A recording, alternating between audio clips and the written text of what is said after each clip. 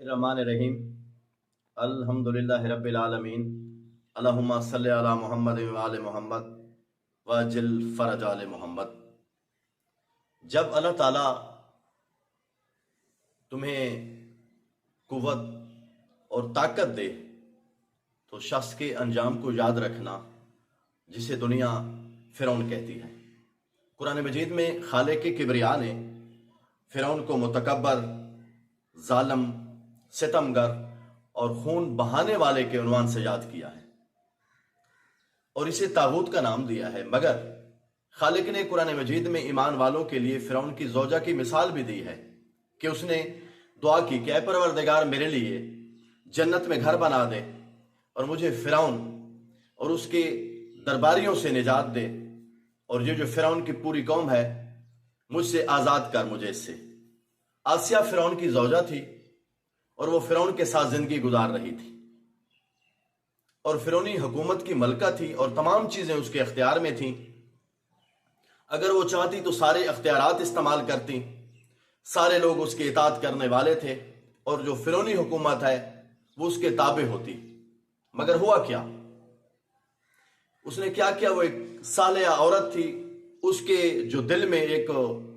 ایمان کی چمک اٹھی، اور حضرت موسیٰ علیہ السلام کی جب اس نے بات سنی تو وہ اپنے خالق کے حقیقی کو پہچاننے لگی اور اس نے دعا کی خالق سے کہ مجھے فرعون سے، حالانکہ فرعون اس کا شوہر تھا، اب کون سے ماحول میں پڑ رہی ہے، کس گھر میں رہ رہی ہے، وہاں پہ غلامیں، کنیزیں، بھرپور عزت دولت ساری چیزیں ہیں، مگر اس نے ساری چیزوں کو ٹھکرا دیا۔ جناب آسیہ کی جو حقیقی توبہ، ایمان و جہاد، صبر و استقامت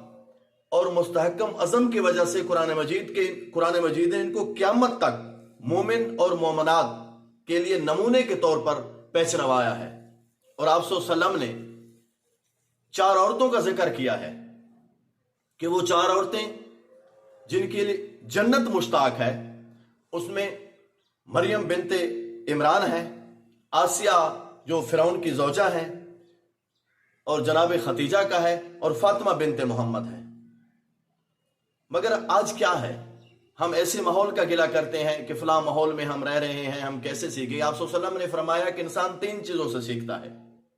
اگر وہ 3 چیزوں سے نہیں سیکھ سکتا تو اور کسی چیز سے نہیں سیکھ سکتا۔ پہلی کیا ہے کہ وہ سب سے پہلے اپنی پیدائش کے اوپر غور کرے کہ میری پیدائش کا پروسیس کیسے ہے، دھرتی پہ میں کیسے آیا۔ آپ نے فرمایا دوسرا کہ وہ صحت مند، اس کو تکلیف میں کتنا وقت لگا ہے، بندہ بیٹھا ہے اس کے سر میں درد ہو جاتا ہے، کوئی تکلیف ہو جاتی ہے، اور آج کل تو ویسے بھی دیکھیں کہ کتنا ٹائم لگتا ہے ہارٹ فیلور میں، ہارٹ اٹیک میں۔ اور تیسری جو چیز ہے آپ نے فرمایا ہے کہ اموات سے، کون سا گھر ہے جس سے جنازے نہیں اٹھے؟ خدارا اپنی زندگیوں کو ایک ایسے سانچے میں ڈھالیں کہ کل ہم نے بارگاہ الہی میں پیش ہونا ہے،